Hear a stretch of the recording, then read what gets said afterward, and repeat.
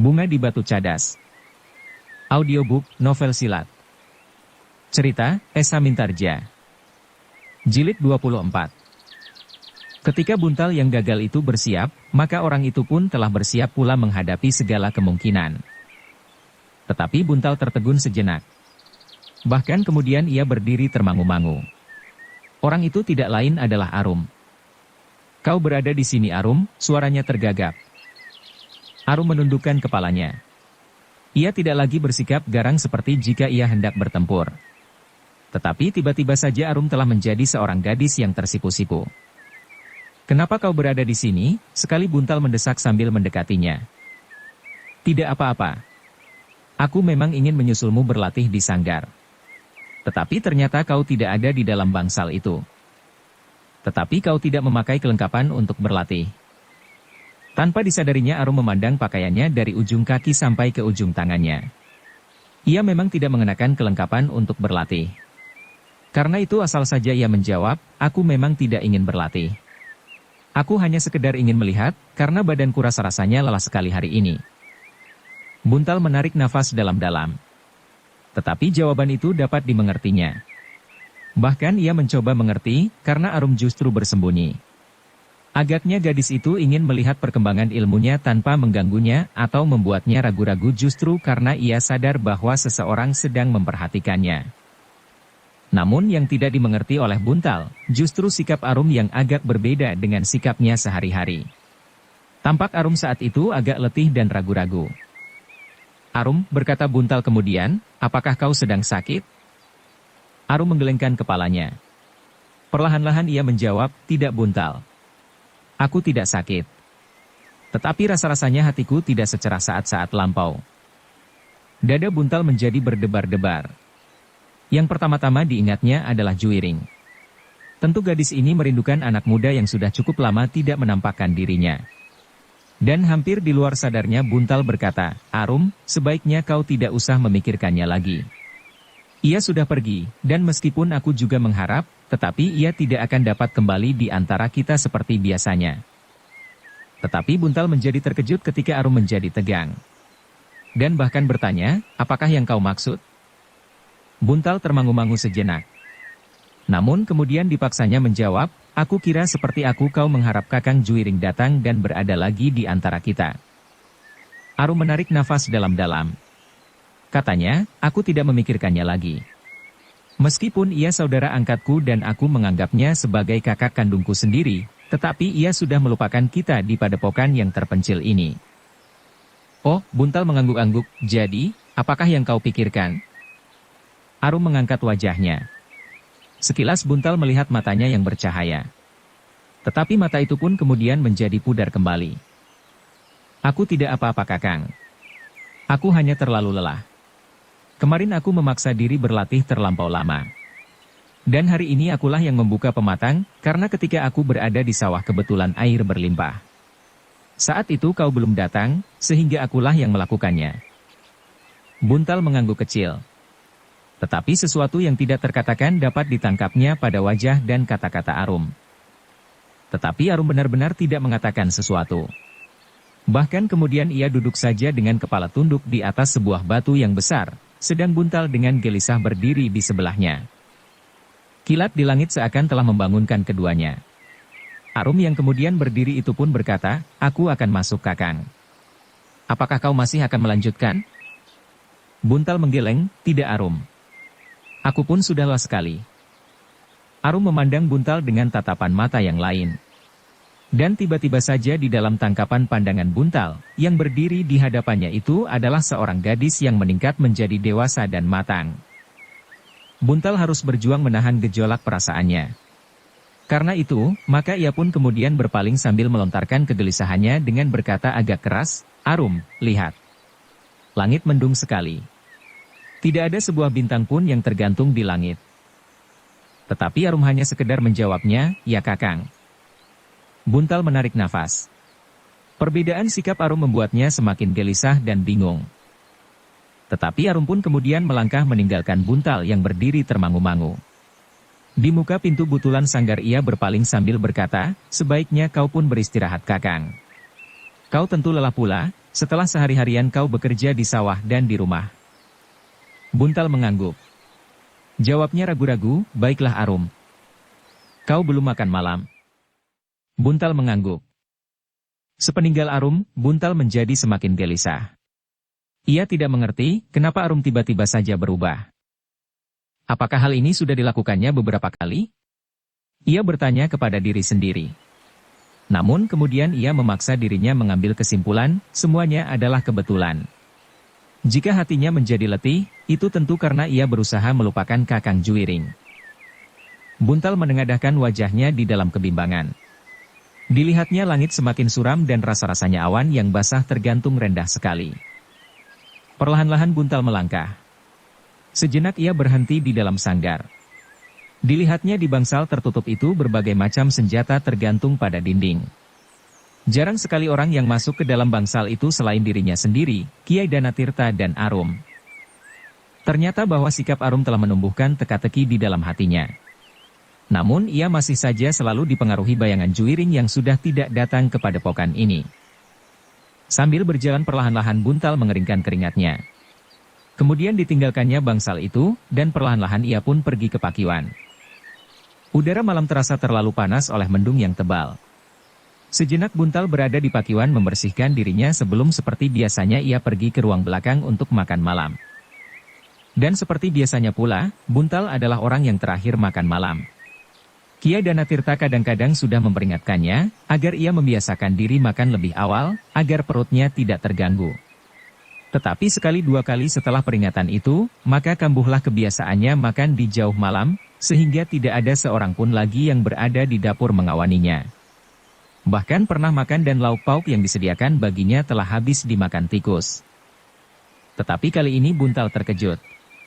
Ketika ia memasuki dapur yang sepi dilihatnya Arum duduk di atas amben yang besar di sudut dapur itu sambil bermain-main dengan ujung kain panjangnya. Arum, sapa Buntal, kau belum tidur. Arum memandang Buntal sejenak, lalu, aku juga belum makan. Oh, biasanya kau melayani ayah dan kemudian kau makan pula. Ya. Tetapi sore ini aku berada di belakang sanggar itu setelah aku menyediakan makan ayah. Buntal tidak menyahut. Dikibaskannya tangannya yang masih basah dan kemudian ia pun duduk pula di amben besar itu. Sekilas dilihatnya di atas geledek persediaan makan baginya sudah tersedia seperti biasanya. Tetapi sebelum ia berdiri dan mengambilnya, maka Arum telah bangkit dan gadis itulah yang kemudian mengambil persediaan itu dan meletakkannya di atas amben. Buntal menjadi termangu-mangu. Hal itu tidak biasa dilakukan oleh Arum. Biasanya jika ia tidak berlatih pula, ia berada di biliknya di saat-saat begini. Kadang-kadang berbincang dengan ayahnya mengenai ilmu yang sedang dipelajarinya. Bahkan kadang-kadang ayahnya sempat memberikan arti dari setiap gerak yang pernah dipelajari, sehingga Arum dan kadang-kadang Buntal pula, mengerti bahwa gerakan yang dilakukan mempunyai arti dan sifat tersendiri. Agaknya Arum mengetahui bahwa Buntal menjadi heran melihat perubahan itu. Karena itu, Arum pun menjadi berdebat pula. Meskipun demikian ia mencoba menjelaskan, hari ini aku tidak begitu bernafsu untuk makan Kakang. Tetapi biarlah aku mencobanya. Buntal menarik nafas dalam-dalam. Tetapi ia tidak berkata apapun juga. Keduanya pun kemudian makan bersama di dalam dapur yang sepi. Yang terdengar hanyalah sentuhan-sentuhan mangkuk dan kadang-kadang gerak bibir mereka. Malam itu, setelah makan, mereka pun segera pergi ke bilik mereka masing-masing. Seakan-akan tidak ada apa-apa yang terjadi. Bahkan mereka tidak terlalu banyak berbicara dan apalagi membicarakan masalah-masalah yang penting. Namun sebenarnya, yang terjadi di dalam hati mereka adalah gejolak yang riuh. Meskipun keduanya kemudian sudah berada di atas pembaringan, namun mereka masih saja duduk dengan gelisah. Ternyata sebagai seorang gadis, Arum pun tidak dapat menghindarkan dirinya dari naluri kemanusiaannya. Meskipun ia memiliki kelebihan dari gadis lain di dalam olah kanuragan, tetapi hatinya adalah hati seorang gadis. Itulah sebabnya, ia telah dicengkam pula oleh perasaan yang serupa dengan gejolak perasaan di dalam dada Buntal. Betapa kedua anak muda itu berusaha menghindarkan diri masing-masing, tetapi mereka ternyata bagaikan sudah masuk ke dalam jebakan. Namun demikian, masing-masing masih berusaha merahasiakan gejolak perasaan itu, sehingga yang seorang tidak dapat menerka apakah yang sebenarnya tumbuh di hati yang lain. Namun dalam pada itu, sebagai seorang tua yang memiliki ketajaman tanggapan terhadap anak-anaknya, apakah itu anaknya sendiri, atau anak angkatnya, maka Kiai Danatirta pun melihat sesuatu yang berbeda di dalam hubungan anak-anak muda itu. Setiap hari ia mencoba memperhatikan, seakan-akan ada sesuatu yang berkembang di hati masing-masing, semakin lama menjadi semakin mekar. Kiai Danatirta yang pernah mengalami kepahitan karena peristiwa yang terjadi atas anak gadisnya sehingga menimbulkan persoalan yang sama sekali tidak dihendaki, menanggapi peristiwa ini dengan sangat berhati-hati. Meskipun ia sadar bahwa kemungkinan yang demikian memang dapat saja terjadi. Apalagi keduanya menyadari bahwa mereka sebenarnya bukannya saudara-saudara. Mereka hanyalah saudara angkat dan saudara seperguruan. Tetapi agaknya Buntal sendiri, masih saja selalu diganggu oleh bayangan Juwiring yang kadang-kadang membuatnya kehilangan pegangan. Buntal yang perasa itu, tidak dapat menyingkirkan sebuah prasangka, bahwa jika Arum rasa-rasanya menjadi semakin dekat di hatinya, itu adalah karena Arum sendiri sedang merasa kesepian sepeninggal Juwiring. Meskipun demikian, seperti matahari yang harus terbit di ujung timur, demikian juga perasaan anak-anak muda itu tidak dapat dibendung lagi. Sepercik isyarat telah sama-sama mereka hayati. Kata hati yang tidak menyentuh indera wadak, namun dapat ditanggapi dengan firasat yang mencengkam perasaan masing-masing. Kiai Danatirta masih membiarkan hati kedua anak-anak muda itu mekar, selama mereka masih berbuat di dalam batas-batas yang wajar. Dengan hati-hati ia mengikuti perkembangan hubungan keduanya.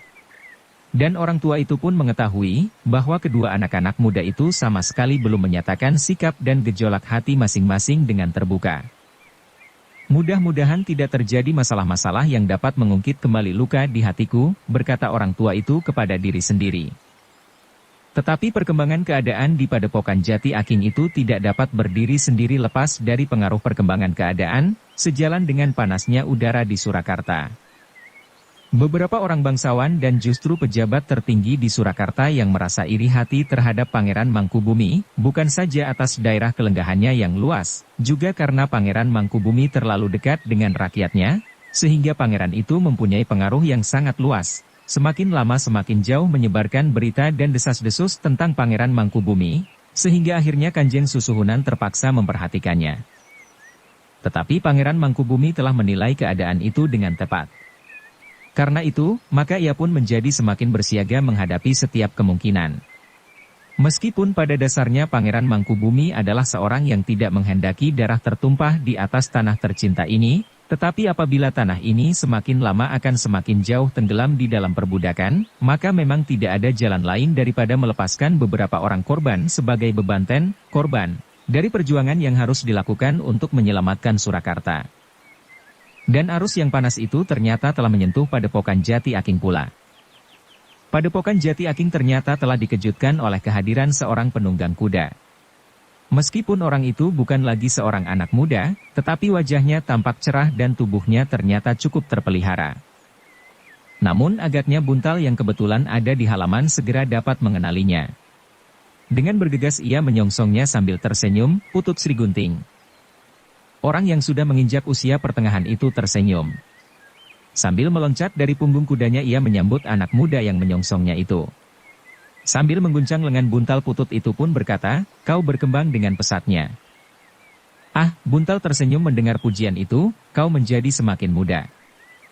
Putut itu pun tertawa. "Lalu, di manakah Kiai Danatirta?" "Marilah, ayah berada di dalam." Sejenak kemudian, maka Putut itu pun telah duduk di pendapa bersama Buntal dan Kiai Danatirta sendiri. Sejenak kemudian Arum pun telah menghidangkan minuman dan makanan. "Gadis yang lengkap," berkata Putut Sri Gunting, "ia mampu bermain pedang, tetapi ia dapat dengan lembut menghidangkan hidangan seperti gadis pingitan." Wajah Arum menjadi merah. Tetapi ia tersenyum saja tanpa menjawab sepatah kata pun. Sejenak mereka pun kemudian berbincang tentang keselamatan dan keadaan di padepokan masing-masing. Namun akhirnya sampailah mereka pada pokok pembicaraan. Agaknya Putut Sri Gunting datang ke padepokan Jati Aking bukan sekedar ingin menengok Buntal dan saudara-saudara seperguruannya, tetapi kedatangannya memang membawa suatu maksud yang penting. Penting bagi Buntal dan penting bagi Kiai Sarpasrana. Kiai Danatirta, berkata Putut Sri Gunting kemudian, kedatanganku adalah karena aku mendapat perintah dari Kiai Sarpasrana. Agaknya keadaan di Surakarta sudah tidak dapat disejukkan lagi. Kedatangan orang-orang baru dan dendam yang menyala di hati perwira-perwira kumpeni membuat mereka menjadi semakin kasar. Ditambah lagi dengan kedengkian dan ketamakan yang merajalela pada beberapa bangsawan tertinggi di Surakarta. Mereka ingin mempergunakan pengaruh mereka untuk menyingkirkan orang-orang yang tidak mereka sukai, terutama Pangeran Mangkubumi. Kiai Danatirta mengangguk-anggukan kepalanya. Karena itu Kiai, aku telah berjalan mengelilingi Surakarta.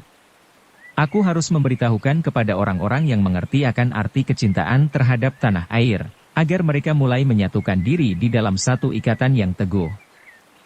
Kiai Danatirta mulai berdebar-debar. Lalu, maksudmu? Kiai Sarpasrana telah mengumpulkan setiap orang yang mungkin dapat membantu perjuangan untuk menegakkan hak kita atas tanah tercinta ini. Saatnya sudah terlampau dekat, bahwa kita harus berbuat sesuatu. Maksudmu, Pangeran Mangkubumi sudah bersiaga? Putut Sri Gunting ragu-ragu sejenak. Namun kemudian katanya, aku percaya kepada Kiai. Karena itu, aku berani mengiyakannya bahwa Pangeran Mangkubumi memang sudah bersiap. Apakah yang harus kita kerjakan di sini? Masih belum dapat disebutkan sekarang, karena Pangeran Mangkubumi belum menjatuhkan perintah. Tetapi yang penting dari kedatanganku ini, adalah bahwa kita harus berkumpul di padepokan Kiai Sarpasrana untuk beberapa saat. Kemudian kami akan memencar ke daerah-daerah yang memerlukan apabila saatnya memang sudah tiba. Jadi, Kiai Sarpasrana minta agar murid-murid Kiai apabila bersedia datang pula ke padepokan kami untuk bergabung dengan pasukan yang memang sudah disiapkan. Kiai Danatirta terdiam sejenak. Sambil mengangguk-angguk ia meraba-raba janggutnya yang sudah mulai memutih. Namun dalam pada itu, dada Buntal dan Arum menjadi berdebar-debar. Mereka belum tahu pasti makna dari permintaan Putut Sri Gunting itu. Namun mereka sudah dapat meraba artinya, bahwa udara di atas Surakarta sudah menjadi semakin panas, sehingga air yang ada di kota ini bagaikan akan mendidih karenanya. Putut Sri Gunting, berkata Kiai Danatirta, sebenarnya berat bagiku untuk melepaskan murid-muridku yang sama sekali belum memiliki bekal yang cukup. Namun demikian, segala sesuatunya masih tergantung kepada anak-anak itu sendiri. Terutama Buntal, karena Juwiring sekarang sudah jarang sekali datang ke padepokan ini. Kami, dari padepokan Kiai Sarpasrana sudah mengetahui bahwa Raden Juwiring pada dasarnya sudah tidak berada di padepokan ini lagi. Sepeninggal Raden Rudira, Raden Juwiring diminta oleh ayahandanya untuk berada di Istana Ranakusuman. Bahkan aku mendengar kisah di antara dendang para pedagang, bahwa Raden Juwiring memperdalam ilmu kanuragan dari ayahandanya sendiri. Kiai Danatirta menarik nafas dalam-dalam. Sejenak kemudian kepalanya pun terangguk lemah. Kita tidak dapat membicarakannya lagi, Arumlah yang kemudian menyahut, menurut ayah, biarlah ia mendapatkan haknya sebagai seorang putra pangeran. Ya, Putut Sri Gunting pun mengangguk-angguk pula, biarlah ia mendapatkan haknya. Ia berhenti sejenak, lalu, karena itu yang sekarang aku minta untuk datang menyatukan diri dengan kami adalah Buntal. Hanya Buntal. Buntal mengangkat wajahnya. Sejenak dipandanginya gurunya dengan hati yang berdebar-debar, dan sejenak kemudian wajah Arum yang menegang. Hanya Kakang Buntal sendiri, bertanya gadis itu. Kemudian kepalanya pun terangguk lemah. Ya. Aku juga murid Kiai Danatirta, berkata Arum kemudian, jika murid-murid Kiai Danatirta harus ikut di dalam perjuangan ini, maka aku pun akan ikut serta, meskipun aku adalah seorang gadis. Putut Sri Gunting menarik nafas. Katanya sambil tersenyum, Kiai Sarpasrana pun telah menduga. Tetapi menurut pertimbangan yang luas, sebaiknya kau tetap berada di padepokan ini. Kenapa? Kau akan sendirian di padepokan kami. Maksudmu bahwa di padepokan itu tidak ada seorang perempuan pun yang ikut serta di dalam perjuangan? Ya, secara langsung.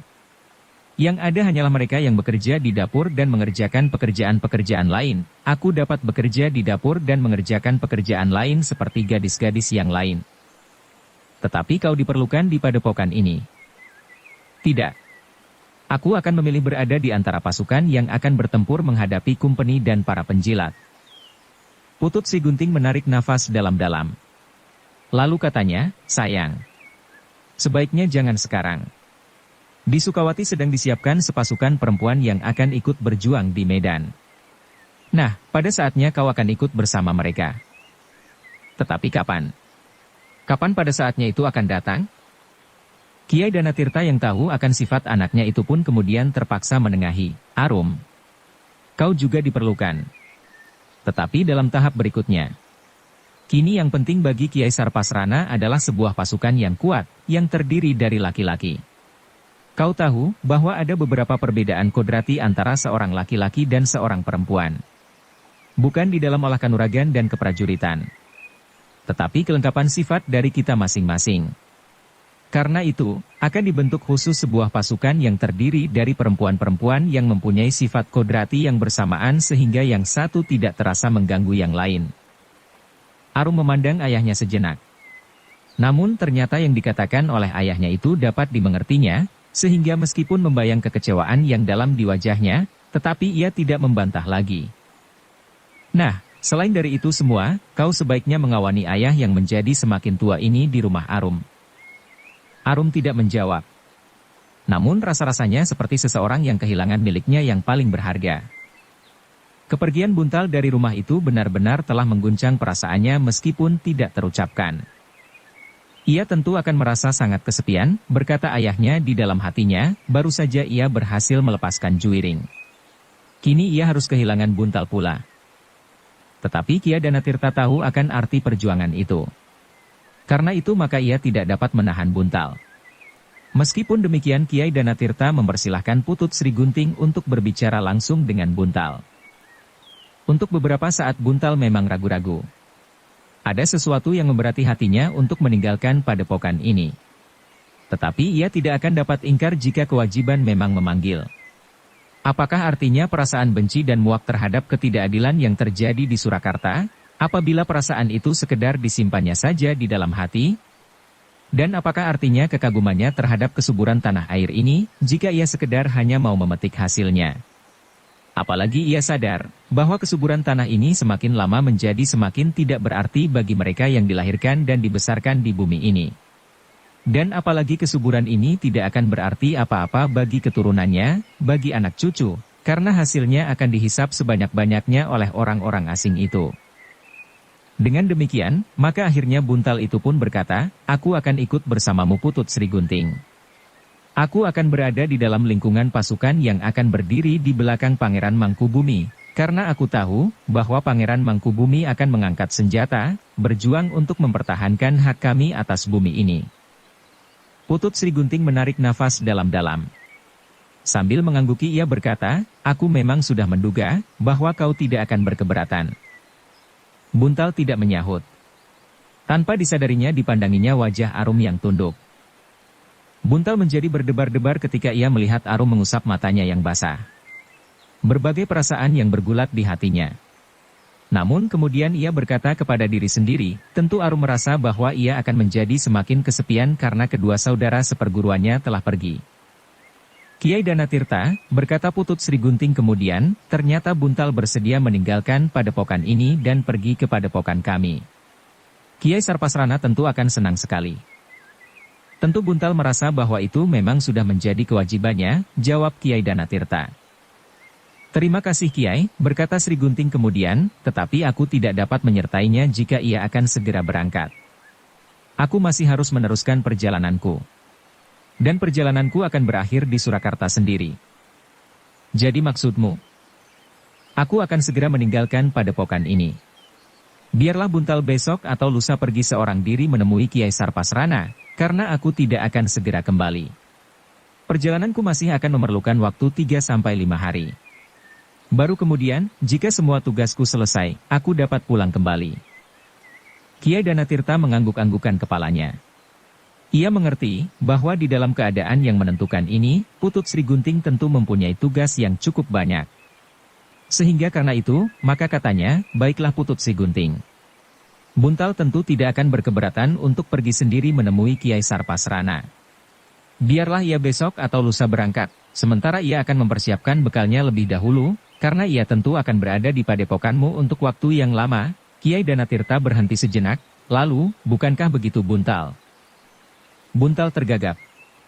Dan dengan serta-merta ia menyahut, ya guru. Aku akan berkemas lebih dahulu. Terima kasih. Dengan demikian, tugas kita masing-masing akan dapat kita tunaikan dengan baik. Putut Sri Gunting itu pun kemudian bergeser setapak sambil berkata, aku kira aku sudah cukup lama berada di padepokan ini. Nanti dulu. Aku tidak akan menahanmu menjalankan tugas, apalagi menghambat. Tetapi tunggulah sebentar, kami sedang menyiapkan makan bagimu. Dan apakah kau tidak lebih baik menunggu matahari condong sehingga perjalananmu tidak terlampau panas? Memang tidak bijaksana menolak rezeki. Terima kasih, tetapi sudah barang tentu setelah aku kenyang aku akan segera pergi. Sebenarnya lah seperti yang dikatakan. Setelah selesai makan dan beristirahat sejenak, maka Putut Sri Gunting pun meneruskan perjalanannya, menyampaikan pesan dari Kiai Sarpasrana kepada orang-orang yang dipercayainya dan bersedia membantu perjuangan yang agaknya akan menjadi semakin keras. Bersambung ke jilid 25. Dukung kami dengan subscribe, follow, like, komen dan share. Terima kasih.